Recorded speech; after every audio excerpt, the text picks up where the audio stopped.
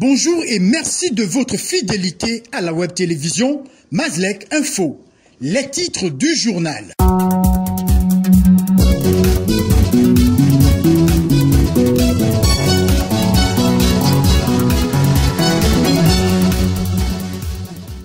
L'État gabonais invité à restituer les près de 75 milliards de francs CFA distraits aux Gabonais, épargnant la nébuleuse Bersal. Invitation du Congrès des agents publics et parapublics CAP.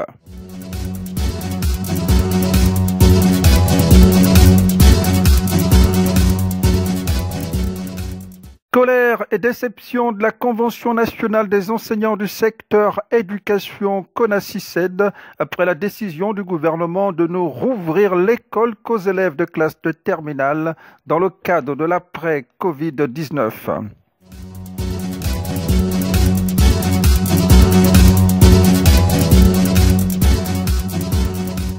Déconfinement des lieux de culte au Gabon d'ici au 13 juillet prochain. Appel insistant des maîtres du culte des églises de réveil en direction du gouvernement. Voici pour le sommaire. La reprogrammation de l'audience d'ouverture du procès mettant en lumière la complicité active de l'État gabonais dans le scandale d'escroquerie en bande organisée impliquant la nébuleuse Bersal. Attendu dans les prochains jours au tribunal de première instance de Libreville. Marc Ulrich, Malekou, Mamalekou.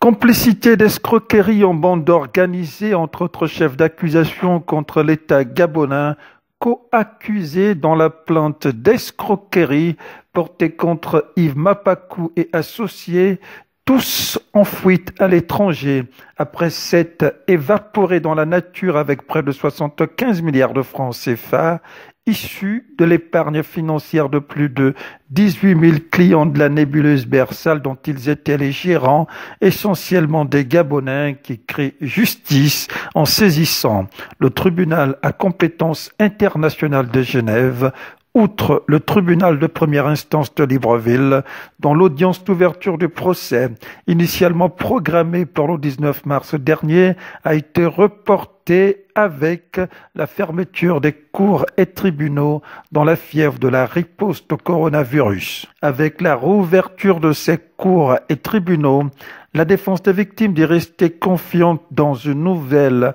reprogrammation au rôle de la dite audience d'ouverture en vue de permettre au Gabon de régler définitivement ce dossier, à l'instar d'autres pays de la sous-région qui ont abrité les bureaux Bersal. Au nom de la défense, Emmanuel Vemba, président du Congrès des agents publics et parapublics CAP. Nous n'avons pas baissé les bras parce que le Covid est arrivé. Il s'agit quand même de 18 000 personnes. Tous ces Gabonais ont été floués, ont été arnaqués par l'État gabonais. Les États sérieux, je ne dis pas que le Gabon n'est pas sérieux, mais d'autres États ont déjà payé les États parce que cette société a arnaqué les gens au Bénin, au Cameroun, en Côte d'Ivoire, un peu partout. Mais les gouvernements de ces pays ont pris la mesure de payer leur population parce qu'on ne peut pas ouvrir un établissement bancaire sans le quitus de l'État en question. Donc, c'est pour ça que nous poursuivons l'État, même si c'est un peu dangereux pour nous, nous le reconnaissons, c'est un peu dangereux parce que nous recevons des menaces. Bon, mais nous disons, si nous devons mourir pour avoir défendu les Gabonais qui ont été arnaqués par leur propre pays, leur propre gouvernement, nous préférons mourir. Après plusieurs années sans suite judiciaire jusqu'ici, les victimes de la nébuleuse Bersal continuent de broyer du noir avec de nombreux morts au tableau. Beaucoup sont morts, nous enregistrons beaucoup de morts dans ces 18 000 épargnants aujourd'hui. Les compatriotes qui ont eu des AVC, qui ont eu des mariages disloqués, les compatriotes qui ont vu leurs enfants renvoyer des établissements à l'extérieur du pays, même bloqués à l'extérieur du pays, beaucoup ont même perdu leur emploi. Donc aujourd'hui, aucun État, aucun gouvernement ne peut être insensible face à cette détresse. à la détresse de son peuple. En parallèle à cette action en justice qui vise particulièrement le ministère gabonais des Finances, l'arbitrage du chef de l'État est sollicité par ses pères et mères de famille comme voués aux gémonies. Le Grand Libreville savoure le retour progressif aux libertés publiques avec le bémol mis dans l'acte de confinement qui fait notamment reculer de 3 heures le couvre-feu désormais effectif de 20h à 5h au lieu de 18h à 6h. Les heures supplémentaires qui profitent notamment aux taximens dont le nombre de passagers à bord passe par ailleurs de 2 à 3. Côté éducation, la Convention nationale des syndicats du secteur éducation, CONACYSED, s'émeut des pratiques amateuristes du gouvernement. Rosine Priskandje. Classe close pour la population scolaire du Gabon, à l'exception des élèves de classe de terminale, invités à reprendre le chemin de l'école le temps d'un mois dans la foulée du déconfinement partiel à la riposte au coronavirus. Une décision qui pourrait être motivée par les difficultés de respect des mesures barrières face notamment à la faiblesse des capacités d'accueil. Décision qui ne laisse pas indifférent la Convention nationale des syndicats du secteur éducation CONACYSED. Son délégué général, lui Patrick Mombo. Aujourd'hui, le gouvernement est rattrapé par le manque d'investissement en ce qui concerne la construction des infrastructures scolaires bien équipées. Alors qu'il s'agissait de faire reprendre les cours aux élèves de 5e année, aux élèves de 3e et aux élèves de terminale, le gouvernement aujourd'hui est réduit à ne faire reprendre les cours qu'aux élèves de terminale.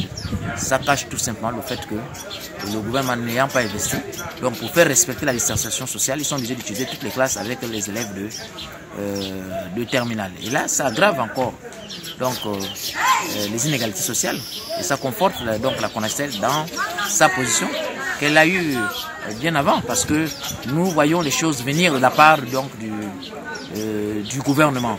Et ça remet en cause donc le respect de la loi 21/2011 portant orientation générale de l'éducation en son article 23 qui voudrait que l'égal accès à l'éducation, à l'instruction soit garanti à tous les élèves. Déjà les élèves des classes intermédiaires ayant été écartés, nous assistons là encore, cette fois-ci, à l'exclusion donc des élèves d'autres classes, c'est-à-dire ceux de 5e année et ceux de 3e.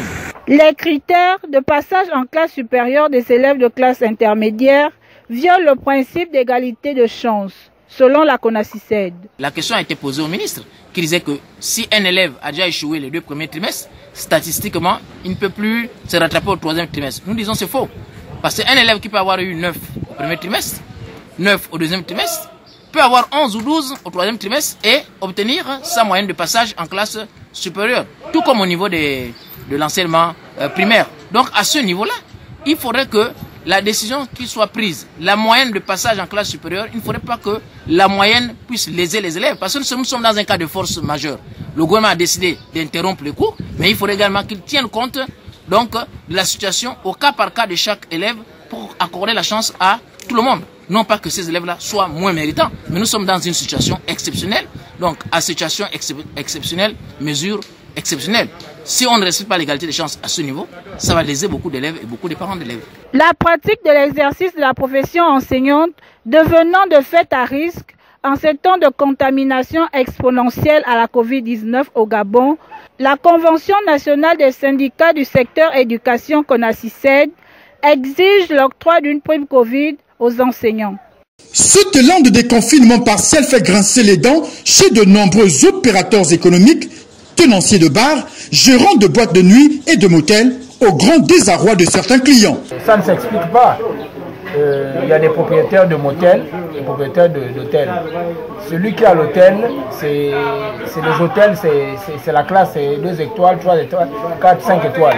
Le motel, c'est nous les gens du bas peuple, où on peut aller se reposer. Pour arriver d'un voyage, vous voulez vous reposer, ou bien vous n'avez pas, chez les parents c'est saturé. Vous allez au motel parce que c'est 5 ou 10 000 la nuit. Mais quand l'hôtel, proprement dit, est ouvert, 100 000, 80 000, comment on fait? Ça ne s'explique pas. Pourquoi on peut fermer les hôtels et on peut fermer les motels et laisser les hôtels? Et non seulement ça, le motel c'est pour les pauvres. C'est vrai qu'il y a les gros poissons qui se cachent parfois dans les petits marbres, Mais le motel, c'est pour nous les pauvres. Mais le pauvre, tu fais comment si tu veux te reposer? Ici, tu arrives à Libreville que ton parent habite en Gonje, il n'y a plus de taxi. Tu fais comment? C'est de l'injustice. Pourquoi? Parce que motel, hôtel, c'est la même famille. Si vous ouvrez les motels, ouvrez aussi les hôtels, c'est tout. C'est un peu comme les bars.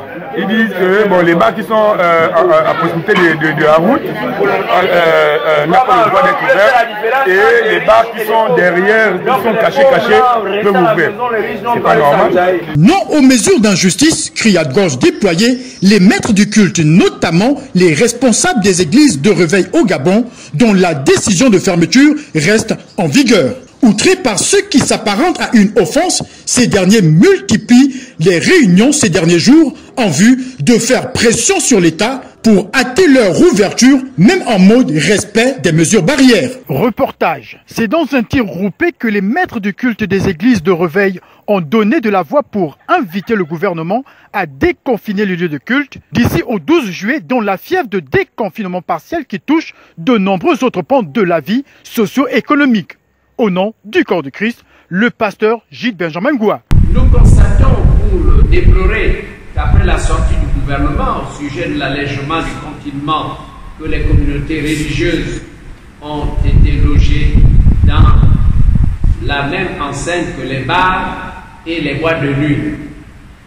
La fermeture des lieux de culte, dont la persistance à les garder fermés devient un abus. Les leaders se sont alors interrogés s'il y avait un règlement de compte de la part de nos gouvernants contre les communautés religieuses. Pourquoi cette marginalisation? En conséquence, nous appuyons sur la loi portant organisation des confessions religieuses dans notre pays, à travers la liberté de culte, nous nous réservons le droit de procéder à la réouverture de tous nos lieux de culte sur toute l'étendue du territoire national dès le 12 juillet 2020, tout en observant de façon stricte les mesures barrières édictées par le gouvernement. Des instants mis à profit pour marquer leur hostilité d'ensemble au projet de dépénalisation de l'homosexualité. Nous ne l'acceptons pas. Aussi, tenant compte de ce qui précède, les leaders des communautés pentecôtistes, charismatiques, de réveil et apparentés réaffirment unanimement leur refus catégorique de dépénalisation de l'homosexualité au Gabon sans expression démocratique véritable. Informons sans ambiguïté que nous allons user de tous les moyens de droit pacifique, sans reculer, jusqu'au retrait pur et simple de cette loi et à l'instauration d'une vraie concertation nationale sur la question. Dans un souci visant à apaiser la tension, les responsables des lieux de culte devraient être reçus dans les prochains jours au cabinet de travail du Premier ministre. La validation par les deux chambres du Parlement du projet de loi sur la dépénalisation de l'homosexualité laisse des fissures sur la cohésion de la majorité républicaine et sociale pour l'émergence. Après que le Parti démocratique gabonais PDG au pouvoir ait été lâché dans son opiniâtreté aveugle par ses alliés du Parti gabonais du Centre indépendant PGCI et le cercle des libéraux réformateurs CLR, dont le porte-parole Hugues Bessac motive cette prise de position par une volonté d'être en phase avec les aspirations de leur base politique et du peuple gabonais dans son ensemble. L'introduction en gestation dans le corpus juridique de la dépénalisation de l'homosexualité heurte également le parti d'opposition Alliance pour la Renaissance nationale ARENA, dont le président Richard Moulomba crie à l'atteinte à la morale par l'adoption d'un projet de loi provocateur. Les députés qui ont eux-mêmes voté en 2019 pour la pénalisation de l'homosexualité dans notre pays ont tous subitement oublié le bon sens qui les habitait ce jour-là. Ils ont oublié qu'ils étaient avant tout des élus du peuple. Et ils ont in fine, contre la morale, les mœurs et le peuple, adopter ce projet de loi inique et provocateur dépénalisant l'homosexualité dans notre pays. Est-il utile de rappeler ici que ces actes contre nature, proscrits depuis toujours dans notre pays, à la fois par la loi et par nos us et coutumes, pénalisés depuis 2019, sont non conformes aux dispositions de l'alinéa 14 du préambule de la loi fondamentale, c'est-à-dire la Constitution gabonaise. Dans la rubrique Vue sur le net, la photo du jour met un arrêt sur un profil Facebook habillé aux couleurs du non à l'homosexualité au Gabon. Dans la vidéo du jour, arrêt sur l'acte aurélant suicidaire d'un gamin qui tente de rallier clandestinement l'Europe en tentant maladroitement de se dissimuler dans les turbines d'un avion en attente de décollage. Avec votre sac. Moi, je l'ai vu.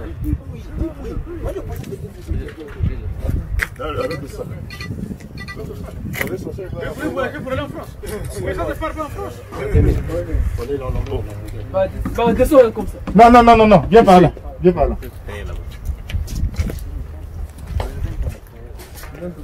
Tu es de vos soeurs? Le petit là. Emmenez-le à la brigade. Tu as un parent ici à Mayamaya? Oui, bien sûr. Emmenez-le à la brigade, on va l'auditionner là-bas, emmenez-le à la brigade. C'est la deuxième fois que je retrouve dans la scène. C'est la fin de ce journal. Merci de l'avoir suivi.